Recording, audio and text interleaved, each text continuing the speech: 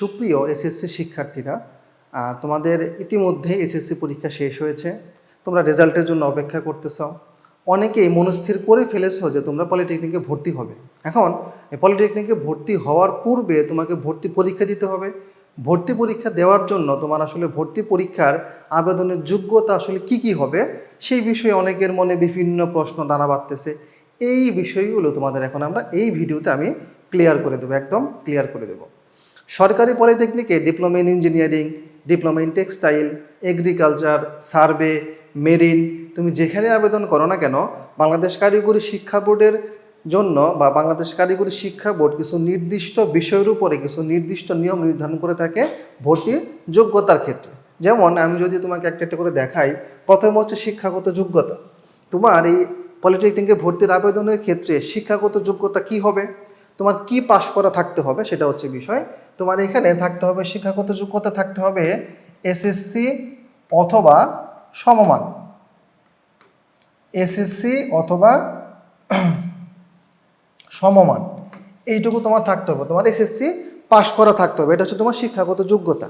এরপরে দ্বিতীয় পয়েন্ট হচ্ছে তুমি কোন বোর্ডের আন্ডারে থেকে তুমি এসএসসিটা পাশ করবে। সেটা যদি তুমি যদি জেনারেলের শিক্ষার্থী হও সেই ক্ষেত্রে তোমার যে কোনো বোর্ড তোমার হলেই হবে, যে কোনো বোর্ড। তোমার এটা Dhaka board, Mymensingh board, Chittagong board, যত বোর্ড আছে সব বোর্ড হলেই হবে।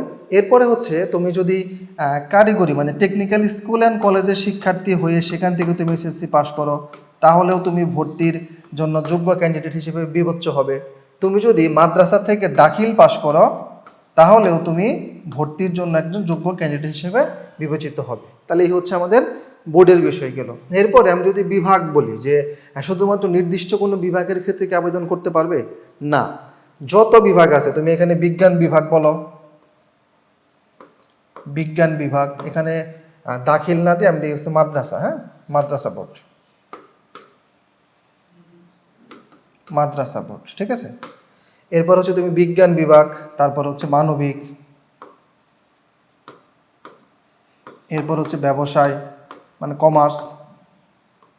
এরপরে তুমি যদি কারিগরি মানে টেকনিক্যাল স্কুল অ্যান্ড কলেজ থেকে পড়াশোনা করো সেখানে তুমি কারিগরিতে এসএসসি পরীক্ষা পাশ করলেও সেখানেও কোনো সমস্যা নেই।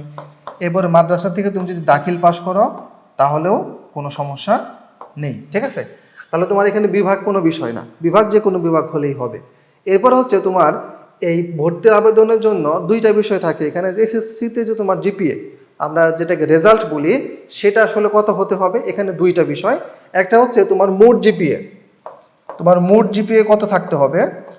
গত বছরের যে নিয়ম সেই নিয়ম অনুসারে তোমার হচ্ছে মোট যে এসএসসি রেজাল্টের যে জিপিএ সেটা থাকতে হবে হচ্ছে 3.00, 3.00 থাকতে হবে তোমার মোট জিপিএ। আর আলাদাভাবে তোমাকে গণিত মানে সাধারণ গণিত আমরা যেটাকে বলি অথবা উচ্চতর গণিত যে কোনো একটা, মানে মনে করো যারা সায়েন্সে আসো তাদের হচ্ছে গণিত থাকে, আবার অপশনাল হিসেবে উচ্চতর গণিত থাকে, আবার অনেকে উচ্চতর গণিতটাকে মূল সাবজেক্ট হিসেবে নেও, মানে কম্পালসারি সাবজেক্ট হিসেবে, সেই ক্ষেত্রে তোমার এখানেও আলাদাভাবে 3 থাকতে হবে।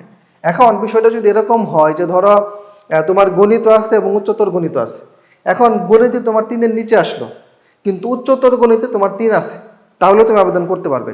অথবা যদি এরকম হয় বিষয় যে তুমি গণিতেও 3 আছে উচ্চতর গণিতে 3 নাই, তাহলেও তুমি আবেদন করতে পারবে। সহজ বিষয় হচ্ছে এই দুইটা সাবজেক্ট থেকে যে কোনো একটাতে তোমার যদি 3 থাকে তাহলেও তুমি আবেদনের যোগ্য হিসেবে বিবেচিত হবে। কিন্তু যদি এসএসসিতে তোমার 3.00 মানে 3-এর নিচে চলে আসে জিপিএ, অথবা গণিত অথবা উচ্চতর গণিত এই দুইটার থেকে যে কোনো একটাতে বা অথবা যে কোনো একটাতে না দুইটাতে যদি 3-এর নিচে চলে আসে তাহলে তুমি আবেদনের যোগ্য হিসেবে বিবেচিত হবে না। কিন্তু বিষয় হচ্ছে গত বছরের যে কারিগরি শিক্ষা বোর্ডের যে নিয়ম ছিল সেখানে প্রথমে এই গণিত অথবা উচ্চতর গণিতে 3 দেওয়া ছিল, পরবর্তীতে এটাকে চেঞ্জ করে আবেদন যখন কাছাকাছি চলে আসে, পরীক্ষা যখন কাছাকাছি চলে আসে তখন এটা চেঞ্জ করা হচ্ছে 2.00 করা হয়েছিল। কিন্তু এই বছরে যে করা হবে এরকম কোনো গ্যারান্টি কিন্তু আমরা দিতে পারছি না নোটিশটা না আসা পর্যন্ত। এজন্য এখনকার নিয়ম অনুসারে হচ্ছে এসএসসিতে তোমার 3 থাকতে হবে এবং গণিত অথবা উচ্চতর গণিত দুইটার একটাতে থাকতে হবে হচ্ছে 3 অথবা 3.00, ঠিক আছে। এই হচ্ছে বিষয়। আরেকটা গুরুত্বপূর্ণ বিষয় সেটা হচ্ছে পাশের সন। মানে কোন কোন সেশনে শিক্ষার্থীরা ভর্তির আবেদন করতে পারবে। গত বছরের নিয়ম অনুসারে রানিং স্টুডেন্ট মানে 2026 সালে যাদের এসএসসি পরীক্ষা শেষ হয়েছে, যারা রেজাল্টের জন্য অপেক্ষা করতেছো, তারা আবেদন করতে পারবে। তার আগের সেশন অর্থাৎ 2025 সালে যারা এসএসসি পরীক্ষা দিয়ে রেজাল্ট দিয়ে ইতিমধ্যেই বিভিন্ন পলিটেকনিক অথবা ইন্টারে এরকমভাবে ভর্তি হয়েছে, তারা আবেদন করতে পারবে। এবং 2024 সাল মানে রানিং বছরটা মানে এবার যারা পাশ করতেছ, পাশাপাশি তার আগের যে 2 বছর, এই হচ্ছে 3 বছরের শিক্ষার্থীরা আবেদনের জন্য যোগ্য। তাদের যদি এই ক্রাইটেরিয়াগুলো থাকে তাহলে সে ভর্তির আবেদন করতে পারবে। ঠিক আছে, তাহলে এই হচ্ছে আমাদের বিষয়। তাহলে এখন আশা করি তোমাদের বিষয়গুলো কনফিউশনগুলো ক্লিয়ার হয়ে গেল। এর পরবর্তীতে এই রিলেটেড অথবা আরও কোনো প্রশ্ন তোমাদের মনে যদি থাকে তাহলে ডেসক্রিপশনে একটা লিঙ্ক দেওয়া আছে, একটা ফর্ম দেওয়া আছে, সেই ফর্মটা তোমরা পূরণ করতে পারো। তাহলে আমাদের প্রতিনিধি তোমাকে আরও বিস্তারিত তথ্য দিয়ে সহায়তা করবে। সকলের জন্য শুভকামনা, স্বপ্নার্থন স্কুলের পক্ষ থেকে।